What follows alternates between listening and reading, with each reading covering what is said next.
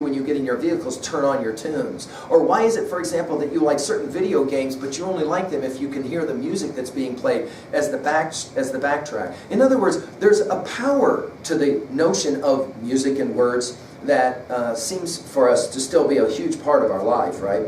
Paragraph number 15, he says it this way: beyond this universality, the symbolic language, we are apprised of the divineness of the superior use of things, whereby the world is a temple, whose walls are covered with emblems, pictures, commandments of the deity, and this, that there is no fact in nature which does not carry the whole sense of nature, and the distinctions which we have in events and in affairs of low and high, honest and base, disappear when nature is used as a symbol. Thought makes everything fit for use. It's an interesting idea. And he will say it this way: small and mean things, he says, serve as well as great symbols. And he even mentions, for example, in the Bible that the Hebrews had as a symbol that whole notion of circumcision, which is kind of base and kind of gross, and yet serves as a profound symbol. So the idea is that all symbols are important. Every word, he says it this way, when we come to use them, yet with a terrible simplicity, it does not mean that a poem should be long. Every word, he says, was once a poem. Every new relation is a new word. The idea that etymologies are so powerful because they're always kind of telling us about where words came from. And the language, of course, associated with words. He even makes the comment that even broken gods, think about Vulcan or Hephaestus, who is lame, even broken gods can be serve as a powerful symbol in poetry for us. Paragraph number 16, he says it this way: the chief value of the new fact is to enhance the great and constant fact of life, which can dwarf any and every circumstance, into which the belt of wampum and the commerce of America are alike. The idea here being that we're always working with the most simple ideas in our poetry to somehow speak directly to who we are and what we are.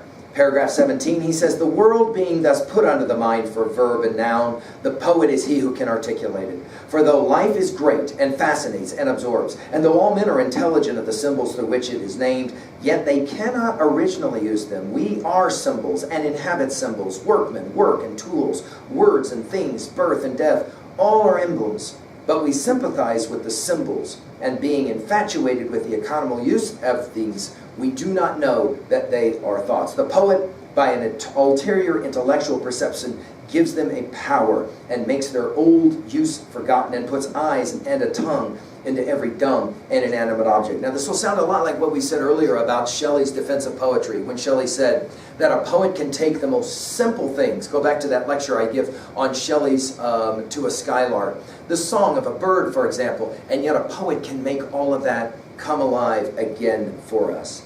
Paragraph number 17, he says it this way: the poet, he says, holds a mirror, as you will, up to us, and we see then the metamorphosis. And he says, he uses forms according to the life and not according to the form. This is true science. The poet alone knows astronomy, chemistry, vegetation, and animation, for he does not stop at these facts, but employs them as signs. That is to say, everything has a second meaning.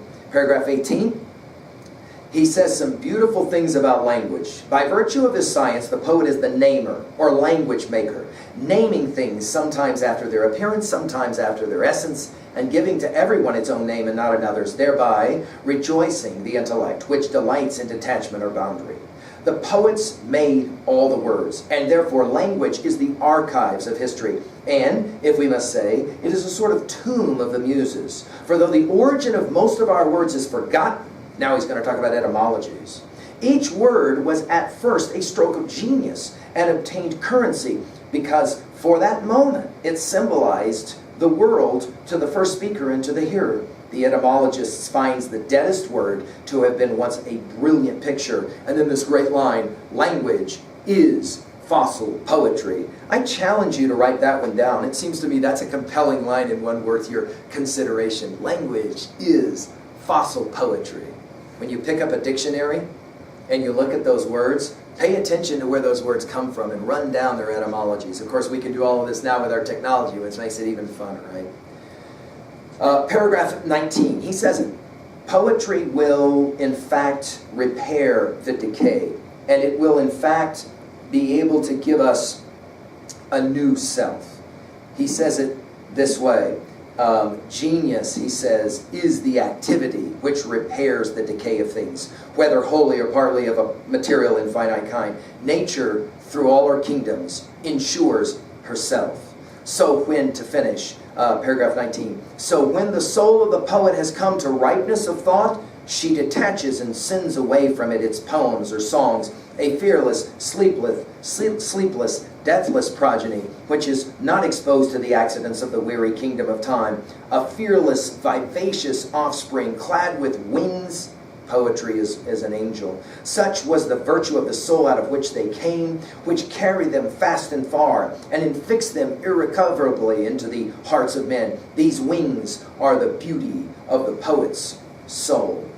It's interesting to think about the fact that when you're down and you need to be picked up, what do you go to?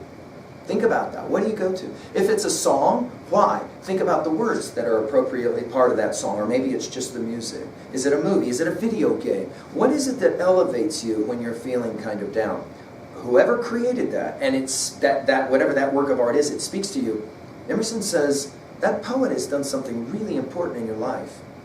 Paragraph 20, he says it. The poet is about ascension, right? Bringing you, helping you find your way up. A poet's mood, he says, is kind of like the daimon that Socrates has. And he says about poetry that rhyme, if you're going to use it, must be natural. Paragraph 21, he says, there's a real importance about imagination. You have to resign yourself as poet to the divine aura. Paragraph 22, he says, a poet provides a new energy. His speech, he says, is like thunder. He trusts his instinct, and in some ways, it's a great word picture. Excuse me, he says, it's like trusting the pony that you're on. You don't know how to get home, but the pony will find your way there. One or two of us who, of course, take care of ponies know all about that.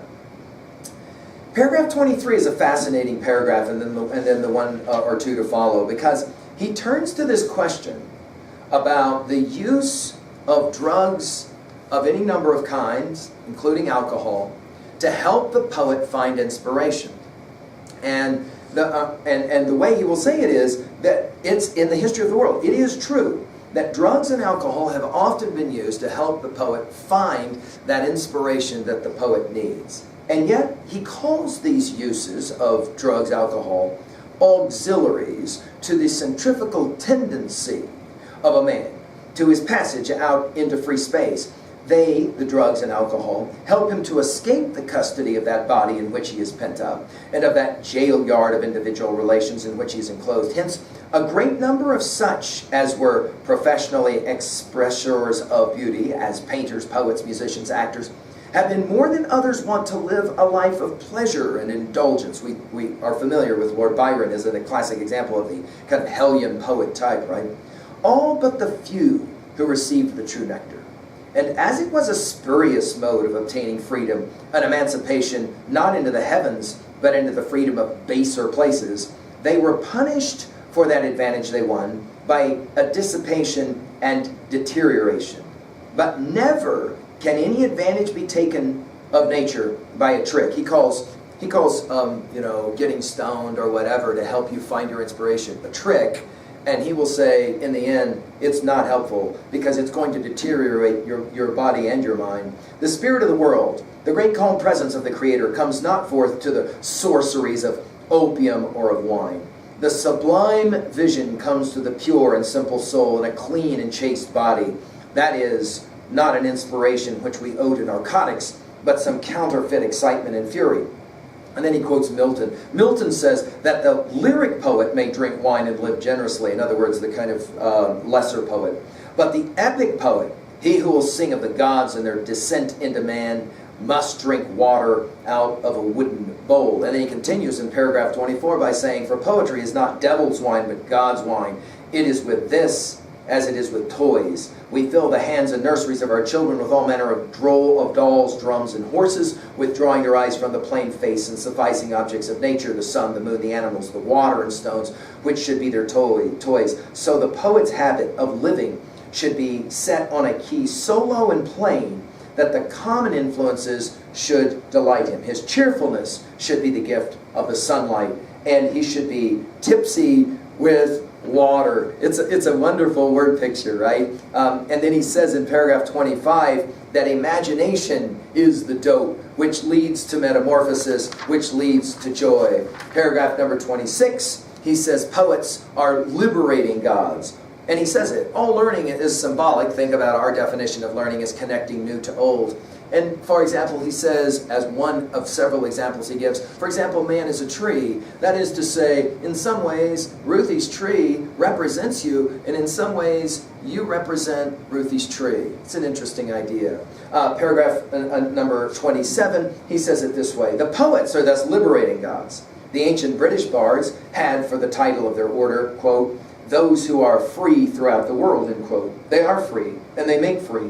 An imaginative book renders us much more service at first by stimulating us through its tropes than afterward when we arrive at the precise sense of the author. I think nothing is of any value in books excepting the transcendental and extraordinary. Now, of course, we'll point out that he does use the term here, transcendental. In other words, the only great ideas are the ideas that move you. The only great ideas are the ideas that somehow have meaning in your life. And that, of course, is significant. And he makes this point in paragraph 28. There is good reason why we should prize this liberation. The fate of the poor shepherd, and this is one of the compelling word pictures of this essay. The fate of the poor shepherd who, blinded and lost in the snowstorm, perishes in a drift within a few feet of his cottage door, is an emblem of the state of man. On the brink of the waters of life and truth, we are miserably dying. It's a wonderful word picture. In other words, we're so starving, we're so dying for something to eat and drink, and yet right there's the table, right there's the drink. We're lost and blind in a snowstorm, begging for a warm house, and it's literally 10 steps from us. We just don't see it. We think, of course, of Plato's Republic, Book 7, as we've talked about before, so influential in the thinking of Emerson. The inaccessibleness of every thought, but that we are in, is wonderful. What if you come near to it? You are as remote as when you are nearest as when you are furthest. Every thought is also a prison. Every heaven is also a prison. Therefore, we love the poet, the inventor, who in any form, whether in an ode or an action or in looks and behavior, has yielded us a new thought. He unlocks our chains and admits us to a new scene. We've said this many, many times in 303. What is it that I'm trying to do as I'm trying to help you is to discover a new thought. If you can discover a new thought, you can use that new thought to discover more thoughts. And of course that, Emerson says, is the power of the poet. Paragraph number 29, he says, all books of imagination therefore endure. Paragraph 30, he says, imagination will always be interested in flow, not freezing. We think of Emerson's comments in the lecture we just did prior on circles.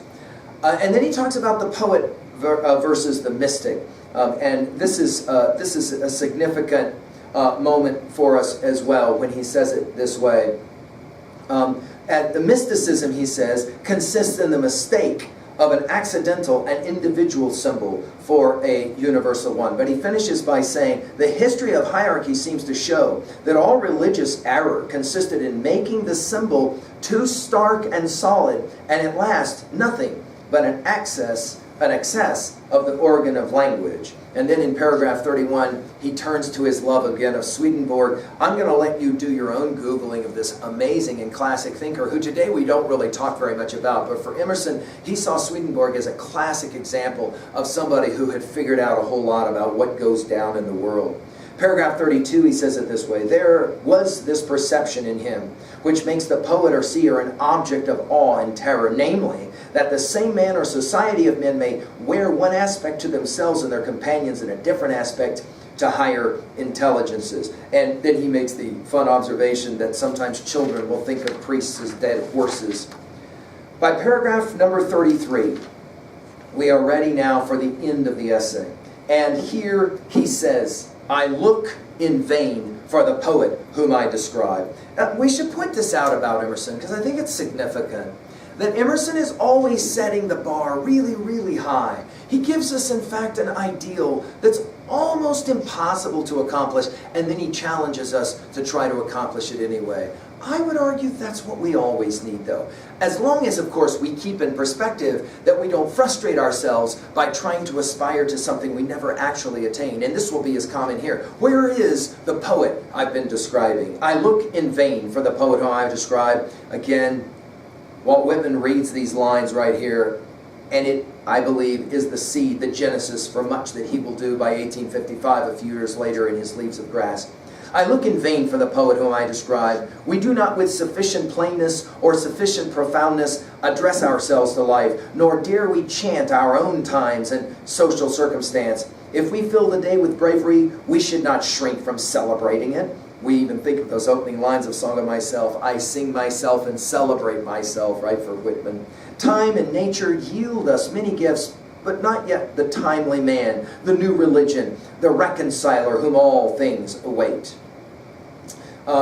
It's an interesting idea. We yet have had, he says, no genius in America with tenacious eye, which knew the value of our incomparable materials and saw in the barbarism and materialism of the times another carnival of the same gods whose picture he so much admires in Homer. And then in the Middle Age Calvinism. He says, we are flat and dull to dull people. He says, where is the poet who will sing about our log rolling, our stumps, our politics, our fisheries, on and on and on he goes. He says, none of this, Oregon and Texas, none of this has yet been sung. It is all unsung. It's powerful that I Sing America will become one of Walt Whitman's most famous poems. Yet he says it. Emerson will say it, and Whitman will pick it up and run with it. America is a poem in our eyes. It's compelling. Paragraph number 34, he says it this way, but I am not wise enough for a national criticism, and must see the old largeness a little longer to discharge my errand from the muse to the poet concerning his art. In other words, he says, again, kind of almost like conceding a point, I'm sorry that I've set the bar so high. I'm just waiting. I'm just waiting. Emerson will write a very famous letter to Walt Whitman once in 1855, Leaves of Grass gets published, and Whitman takes that letter, which was written to him in private, and he uses it to celebrate the next editions of Leaves of Grass. Emerson was none too pleased. And yet, what Emerson said to Whitman was, I welcome you at the beginning of a great career.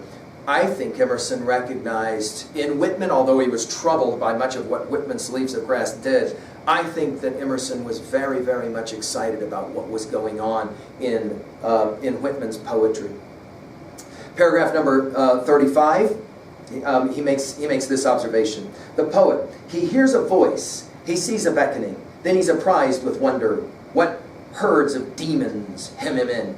He can no more rest. He says with the old painter, by God, it is in me, and must go forth of me. He pursues a beauty, half seen, which flies before him. The poet pours out verses in every solitude. Most of the things he says are conventional, no doubt, but by and by, he says something which is original and beautiful. What a little of all we know is said. What drops of all the sea of our science are veiled up. And by what accident it is that these are exposed when so many secrets sleep in nature. Hence the necessity of speech and song. Hence these throbs and heart beatings in the orator at the door of the assembly to the end, namely, that thought may be ejaculated as logos or word.